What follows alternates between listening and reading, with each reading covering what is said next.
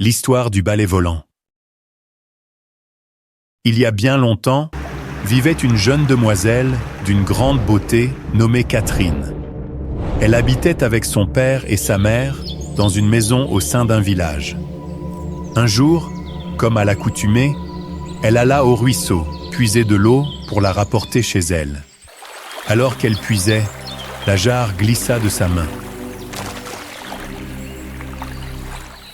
Ah, ma jarre s'est laissée emporter par le courant. À présent, je n'ai plus rien pour puiser l'eau et la rapporter à la maison. Que dois-je faire?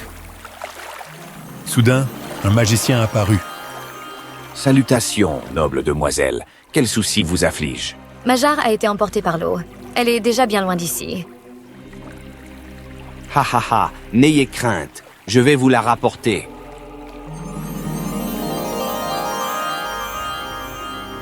Oh, merveilleux. Ma jarre est revenue. Je vous remercie infiniment, monsieur. À présent, je puis puiser l'eau et la ramener. Jeune demoiselle, lorsque vous transportez une si grande jarre, ne vous sentez-vous point fatiguée? À dire vrai, cela m'épuise. Mais je dois le faire chaque jour, car il faut de l'eau pour notre foyer. Je puis vous aider. Je possède ce balai magique qui portera votre jarre d'eau jusqu'à votre demeure. Oh, vraiment? Mais souvenez-vous, avant le coucher du soleil, vous devez le renvoyer accomplir mes tâches domestiques. S'il ne revient point avant le crépuscule, il perdra sa vie et redeviendra un simple balai. Oh, il en est ainsi donc. J'espère que vous tiendrez cette promesse. Je tiendrai ma parole. Je vous le renverrai avant le coucher du soleil. Ha ha ha ha ha, fort bien. Je vais vous enseigner à l'utiliser, mais n'oubliez jamais cet engagement. Le magicien enseigna à Catherine comment utiliser le balai magique. Elle posa sa jarre pleine d'eau sur le balai et celui-ci la transporta jusqu'à sa maison. Oh, demoiselle, qu'est-ce donc? C'est un balai qui peut travailler à ma place. Véritablement prodigieux.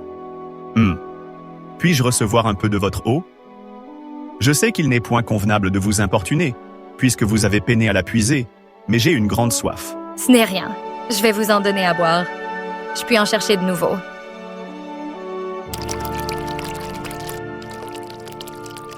Ah, je vous remercie, noble demoiselle. Ce n'est rien. Si vous n'avez plus d'affaires, je vais poursuivre mon chemin. Certainement, je ne vous dérangerai point davantage. Ah, je sens que je commence à l'admirer. John suivit Catherine jusqu'à ce qu'elle atteigne sa demeure. Maintenant, je sais où elle habite. Que devrais-je faire ensuite? John n'était pas un simple homme. Il était un prince destiné à hériter du trône de son père. Je rends hommage à père. Fort bien, mon fils. Et qu'en est-il de la requête que vous m'avez présentée? Majesté, mon cœur s'est épris d'une jeune fille du village. J'implore humblement la permission de m'absenter quelque temps afin de conquérir son cœur. Cela est bien, mon fils. Je ne vous interdis rien, mais prenez soin de vous. Je vous prie, père, ne vous tourmentez point. Je prends congé humblement.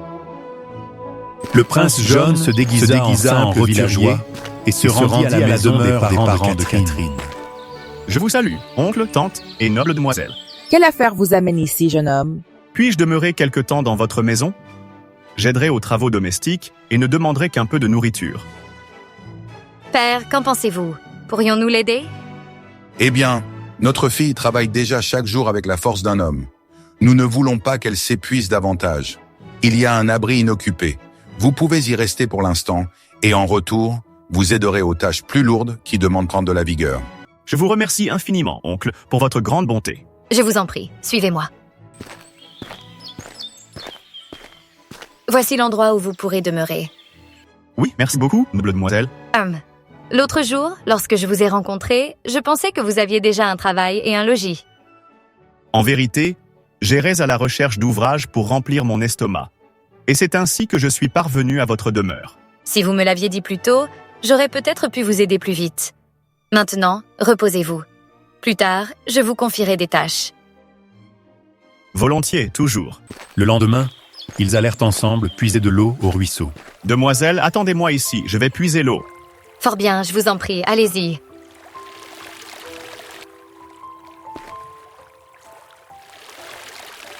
Demoiselle, j'ai terminé de puiser l'eau. Veuillez patienter un instant. Je vais utiliser le balai magique que le magicien m'a donné. Vite, placez la jarre sur le balai.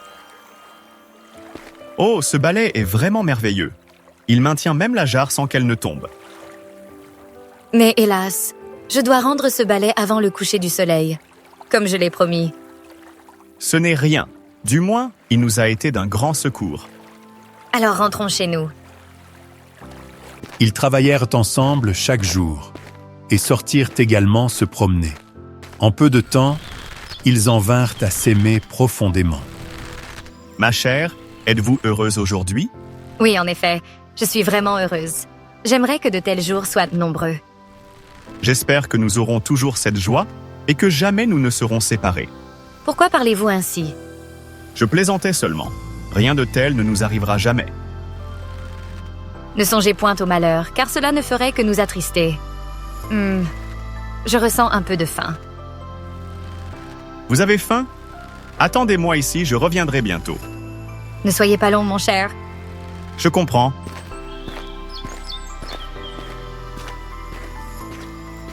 Ah, fort bien. Il y a ici un manguier. Je vais y grimper pour cueillir quelques fruits.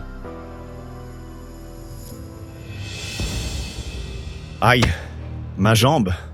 Aïe, cela me fait si mal. Oh mon Dieu. Catherine courut vers John. John, comment allez-vous? Ma jambe est sans doute foulée à cause de ma chute du manguier. Au ciel. Je vous prie, endurez un instant. Je vais vous aider.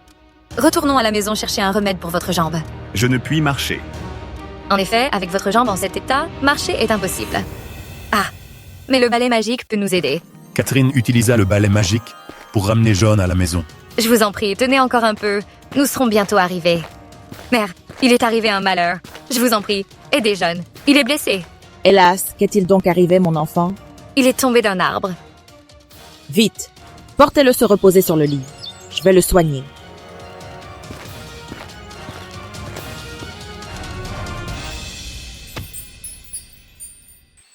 Comment vous sentez-vous à présent? Est-ce un peu mieux? À peine un peu. Veuillez me donner du papier et de l'encre. Je dois écrire une lettre.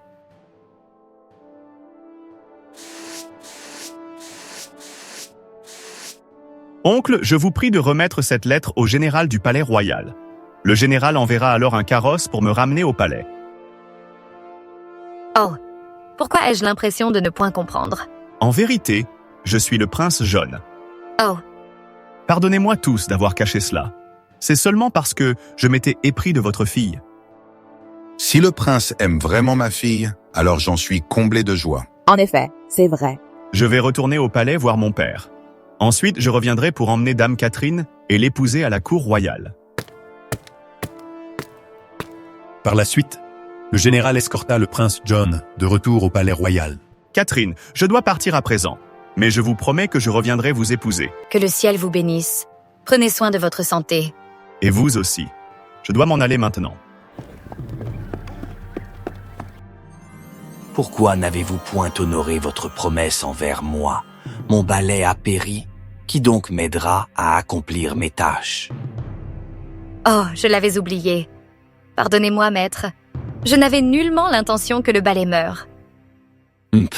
Pourquoi n'avez-vous pas tenu votre parole de me rendre le balai avant le coucher du soleil? À ce moment-là, j'étais si effrayée lorsque John était en danger que j'ai oublié. Je vous en prie, pardonnez-moi. Vos excuses rendent-elles vie à mon balai? Que voulez-vous donc que je fasse? Vous devez devenir ma servante. Quoi? Vous servir? Non, je n'autoriserai point ma fille à vous servir. Nous refusons.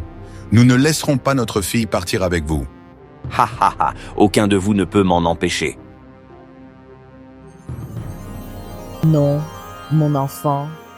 Le magicien emporta Catherine dans un lieu lointain que nul ne connaissait. Où m'emmenez-vous? Voici ma demeure. Oh, votre demeure? Ramenez-moi aussitôt.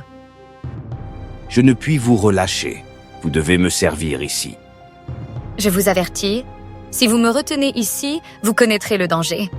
Je crois qu'il viendra me sauver. Oh, vraiment? Et qui donc est cette personne? C'est le prince John. Il m'a promis de revenir et de m'épouser. Vraiment? Il vous a promis de revenir? Ha ha ha ha. Pourquoi riez-vous? Parce que j'ai un stratagème avec vous. Ha ha ha. Ensuite, le prince revint à la demeure de Catherine. Oncle, qu'est-il arrivé? Notre fille a été enlevée par le magicien, car elle avait causé la perte de son balai. Quoi? Il l'a emmenée?